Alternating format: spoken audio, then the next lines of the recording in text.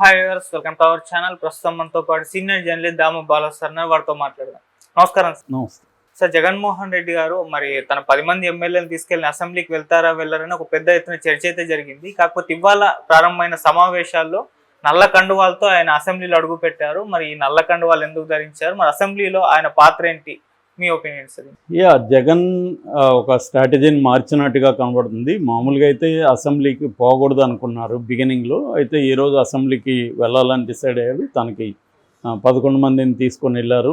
అంటే తనతో పాటు 10 మంది ఎమ్మెల్యేలతో వెళ్ళాడు. ఇళ్ళకు ముందు కండువాలు, నల్ల కండువాలు కప్పుకొని ప్లికార్డులు పట్టుకొని వచ్చారు. అసెంబ్లీ ముందు చిన్న ధర్నాలాగా చేశారు.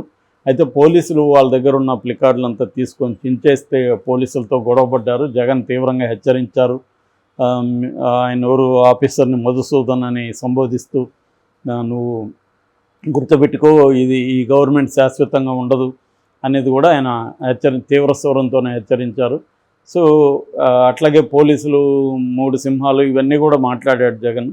సో అంటే ఇది గతంలో తెలుగుదేశం వాళ్ళు ఈ ప్లేస్లో ఉన్నారు. అప్పట్లో జగన్ ప్రభుత్వంలో ఉన్న పోలీసులు ఇలాగే బిహేవ్ చేశారు. ఇప్పుడు తెలుగుదేశం పోలీసులు ఇలాగ బిహేవ్ చేస్తున్నారు. అంతకుముందు 2014 నుంచి 18లో 19 వరకు ఉన్న ప్రభుత్వంలో కూడా ఇదే పరిస్థితి. నిజానికి ప్రభుత్వాలు మారుతుంటాయి కానీ పోలీసులు ఇలాగ బిహేవ్ చేస్తుంటారు. ఎవరు వచ్చినా ఇదే వ్యక్తులు మారుతుంటారు, అక్కడ ప్లేసులు మారుతాయి అంతే. ఇప్పుడు జగన్ వంతు వచ్చింది. మొన్నటి వరకు చంద్రబాబు వంతు ఉంది. చంద్రబాబు కూడా అసెంబ్లీ నుంచి బాయ్కాట్ చేసి వెళ్ళిపోయాడు. అంతకుముందు జగన్ కూడా అసెంబ్లీ బాయ్కాట్ చేసి వెళ్ళిపోయాడు. ఇప్పుడు మళ్ళీ జగన్ అసెంబ్లీ బాయ్కాట్ చేసి వెళ్ళిపోయే పరిస్థితి మళ్ళీ వచ్చింది.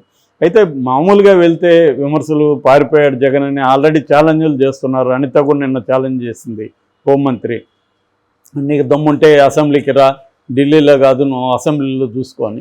అసెంబ్లీలో ఖచ్చితంగా జగన్కి ఉన్న బలం సరిపోదు. ఖచ్చితంగా జగన్కి ఏ రకమైన ప్రయారిటీ వీళ్ళు ఇవ్వరు. ప్రతిపక్షం హోదా ఇవ్వమని కూడా అడిగాడు, అది ఇవ్వలేదు. దాని మీద రకరకాల భిన్నాభిప్రాయాలు ఉన్నాయి. సరే అవన్నీ పక్కన పెడితే ఎవరైనా ఇవ్వరు. జగన్ ఆ ప్లేస్లో ఉన్నా జగన్ ఇస్తాడా, జగన్ కూడా ఇవ్వడు. ఎవరు కూడా ఇవ్వరు. ఈవెన్ బీజేపీ కూడా ఇవ్వలేదు కదా పార్లమెంట్లో కూడా. నీకు 10% లేకపోతే ఎవరు ఇవ్వరు. అలాగే జగన్కి ఇవ్వలేదు. దాన్ని ప్రజలకు తెలియజేయాలనే జగన్ అది చేశాడు. అయితే ఈ రోజు నుంచి నిజానికి 5 రోజులు అసెంబ్లీ సమావేశాలు ఉన్నాయి. ఈరోజు గవర్నర్ ప్రారంభ సమావేశం జరుగుతుంటే దాన్ని ఖండిస్తూ, నిరసిస్తూ వీళ్ళు బయటికి వాకౌట్ చేశారు. ఈ 11 మంది వాకౌట్ చేశారు వైసీపీ వాళ్ళు. సో నాకు తెలిసి ఇంకో వాళ్ళు వెళ్ళరు. ఎందుకంటే రేపు ఈవినింగ్కి ఢిల్లీ చేరుకోవాలి అందరూ. ఎల్లుండి ఢిల్లీలో పెట్టాడంటేనే అర్థం అసెంబ్లీకి మనం వద్దని. ఫస్ట్ డే వెళ్ళి గొడవ చేసి నిరసన తెలియజేసి మనం ఢిల్లీ వెళ్ళిపోదాం అనేది వాళ్ళ ప్లాను. దాని ప్రకారమే ఈరోజు అసెంబ్లీలో గవర్నర్ ప్రసంగాన్ని అడ్డుకొని వాళ్ళు బయటకు వెళ్ళిపోయారు. సో ఈరోజు నిజానికి బీఏసీ సమావేశం, అంటే సభా వ్యవహారాల నిర్వహణ ఎలా ఉండాలి, దానికి ఉన్న సలహా మండలి కమిటీ సమావేశం ఈరోజు జరుగుతుంది. దీన్ని బట్టి ఎన్ని రోజులు అసెంబ్లీ సమావేశాలు ఉంటాయనేది తేలుతుంది. మేబీ ప్రతిపక్షం లేకుండానే అసెంబ్లీ సమావేశాలు కంటిన్యూ అయ్యే అవకాశం ఉంది. దీనివల్ల ఒక ప్రాబ్లం ఏంటంటే ప్రజల సమస్యల్ని అక్కడ లేవనెత్తే వాళ్ళు ఉండరు. వాళ్ళు ఏమనుకుంటారో అదే జరిగిపోతుంది. ఇది ఖచ్చితంగా ప్రజాస్వామ్యంలో అవాంఛనీయం. ప్రజాస్వామ్యంలో ప్రతిపక్షం అనేది ఖచ్చితంగా ఉండాలి. అప్పుడే ప్రజల తరపున మాట్లాడే ఒక వాయిస్ అనేది ఉంటుంది. లేకపోతే వాళ్ళు ఏం చేస్తే అదే కరెక్ట్ అన్నట్టుగా అయిపోతుంది. ఇప్పుడైతే 3 నెలలకి ఓటాన్ అకౌంట్ బడ్జెట్ పెట్టే అవకాశం ఉంది. దాంతోపాటు 5 రోజుల పాటు 3 శ్వేతపత్రాలని డిస్కస్ చేసే అవకాశం ఇది కూడా ఉంది. శాంతి భద్రతల మీద, పరిశ్రమల మీద, ఆర్థిక స్థితిగతుల మీద చేస్తారు. అది కూడా వాళ్ళ పద్ధతిలో వాళ్ళు ఏమనుకుంటే అదే చెప్తారు. గతంలో 5 ఏళ్లలో ఘోరంగా ఉందని ఇప్పుడు ఎప్పటి నుంచో చెప్తున్నారు. దాన్ని ఇప్పుడు ఏవో లెక్కలు చెప్తారు.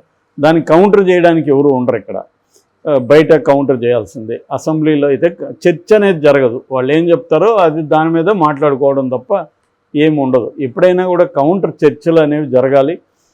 అప్పుడే మనకి ఫ్యాక్ట్స్ బయటకు వస్తాయి. ఇప్పుడు డేటా నమ్మాలా లేదా అన్నప్పుడు డేటా కూడా ఎవరిచ్చే డేటా వాళ్ళకి అనుకూలంగా ఇస్తారు. ముందే ఒక నిర్ణయానికి వచ్చి దాన్ని సపోర్ట్ చేసే డేటానే ఇస్తారు తప్ప దానికి కౌంటర్గా వేరే డేటా అనేది ఉండదు. సో అందువల్ల డేటా అనేదంతా కూడా అన్నిసార్లు డేటా కరెక్ట్ అని చెప్పలేం.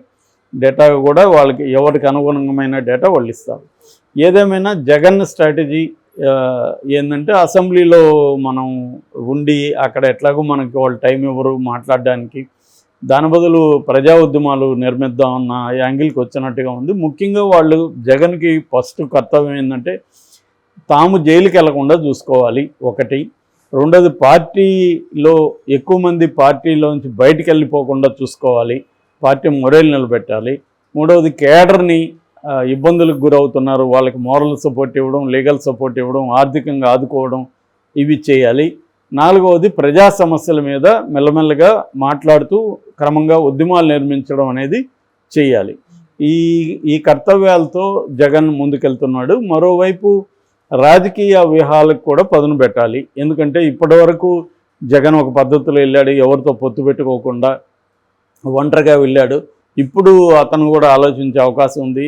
ఎందుకంటే ఇలాగ నాన్ బీజేపీ నాన్ ఇండియా కూటమిలో ఉన్న వాళ్ళందరూ కూడా ఈసారి ఓడిపోయారు. మనకి బిజు జనతా దళ్లో ఓడిపోయాడు, పంజాబ్లో అకాలీ శిరోమణి దళ్లో ఓడిపోయింది, తమిళనాడులో ఏఐడిఎంకే ఘోరమైన ఇది అయింది, ఇక్కడ కేసీఆర్ దెబ్బతిన్నాడు. ఇలాగా నాన్ బీజేపీ నాన్ ఇండియా కూటమిలో ఉన్న వాళ్ళందరూ కూడా ఘోరంగా ఈసారి దెబ్బతిన్నారు. అంటే ఏదో ఒక కూటమిలో ఉండాల్సిన అవసరం అయితే ఇవాళ ఏర్పడింది. చంద్రబాబు అది ముందు నుంచి ఆయన క్లారిటీ ఉంది కాబట్టి ఆయన గెలిచిన ప్రతిసారి ఏదో ఒక కూటమిలో ఉండే గెలిచాడు ఆయన. సో ఈసారి జగన్ కూడా అటువంటి గుణపాఠాలు నేర్చుకునే అవకాశం ఉంది. అందుకని ఇప్పుడు ఢిల్లీకి వెళ్ళడంలో అది కూడా ఒక ప్రయోజనం. రెండవది, ఇప్పుడు ఢిల్లీ స్థాయిలో మనం గొడవ చేయడం వల్ల ఇష్యూని నేషనల్ వైడ్ తీసుకొని మీడియాకి అంతా తీసుకుపోవడం వల్ల రేపు ఏం జరిగినా కూడా రేపు జగన్ అరెస్ట్ చేసిన ఇంకోటైనా అది నేషనల్ ఇష్యూ అవుతుంది అనేది జగన్కున్న ఐడియా. బట్ జగన్ తప్పిదం ఏంటంటే గతంలో ఎప్పుడు కూడా అతను ఏ ఇష్యూల మీద కూడా స్పందించలేదు. దేశంలో కేజ్రీవాల్ అరెస్ట్ లాంటివి ఖండించలేదు, మణిపూర్ది పట్టించుకోలేదు, అనేక బీజేపీ అరాచకాల్ని జగన్ ఎప్పుడు ఖండించలే. కానీ కవిత అరెస్ట్ని ఖండించలేదు. ఏది కూడా బీజేపీకి వ్యతిరేకంగా ఎప్పుడు కూడా ఒక మాట కూడా జగన్ మాట్లాడలేదు. ఇండియా కూటమి మీద అనేక రకమైన దాడులు, రాహుల్ గాంధీ అరెస్టులు ఇవన్నీ జరుగుతుంటే కూడా జగన్ మౌనం వహించాడు. మరి ఇప్పుడు మీరు నాకు మద్దతు ఇవ్వండి అని ఆయన అడిగితే ఎవరు ఎందుకు ఇవ్వాలి మద్దతు? నువ్వు ఇచ్చావా? నువ్వు మాకు అన్యాయం జరిగినప్పుడు నువ్వు మాట్లాడావా అన్న ఇదైతే వస్తుంది. అయినా కూడా వాళ్ళ అవసరాల రీత్యా కొంత ఖండించే అవకాశం కూడా ఉంది. జగన్ ఇప్పుడు దాని మీద డిపెండ్ అవ్వాలి. ఎందుకంటే బీజేపీకి యాంటీగా ఏ కాంటెక్స్లో మాట్లాడే పరిస్థితి వచ్చినా ఇండియా కూటమి దాన్ని ఉపయోగించుకుంటుంది. కాబట్టి ఇప్పుడేమన్నా జగన్ ఇండియా కూటమి వైపు వెళ్తాడా? ఎందుకంటే రాహుల్ గాంధీ కూడా సపోర్ట్ చేస్తారని చెప్తున్నారు. ఆ రకంగా వెళ్తే మాత్రం రాహుల్ గాంధీ కావచ్చు, లేకపోతే ఇండియా కూటమి వాళ్ళు కావచ్చు, జగన్కి సపోర్ట్ చేసే అవకాశాలు ఉన్నాయి.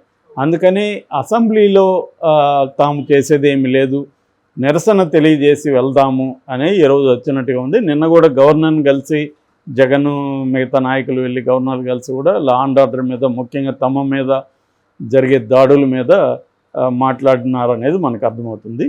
సో ఈ కాంటెక్స్ట్లో జగన్ ఎవరైనా రాజకీయ పార్టీలు రాజకీయాలు చేస్తే జగన్ కూడా రాజకీయంగానే వెళ్తున్నాడు. ఇప్పుడు ఇందాక చెప్పిన తన ఈ 4-5 కర్తవ్యాలు ఏవైతే ఉన్నాయో తన ముందున్న లక్ష్యాలు వాటి మీద ఫోకస్ చేస్తున్నాడు. కొంత ఆల్రెడీ కేడర్లో కూడా కొంత నమ్మకం క్రియేట్ అయింది. వాళ్ళు కూడా పాజిటివ్గానే రియాక్ట్ అవుతున్నారు. మామూలుగానే జగన్కి ఖచ్చితంగా కొంత క్రేజ్ ఉంది, జనంలోకి వెళ్తే ఆ క్రేజ్ ఉంది. 40% ఓట్లు వచ్చాయంటేనే తనకంటూ ఒక బేస్ అయితే జనంలో ఉంది. సో దాన్ని ఇప్పుడు ఉపయోగించుకోవాలి. తెలుగుదేశం కూటమి ఆల్రెడీ రివెంజ్ స్టోరీలు ఇవన్నీ చేస్తుంది కాబట్టి ఖచ్చితంగా ప్రజల్లో వ్యతిరేకత ఆల్రెడీ మొదలైంది.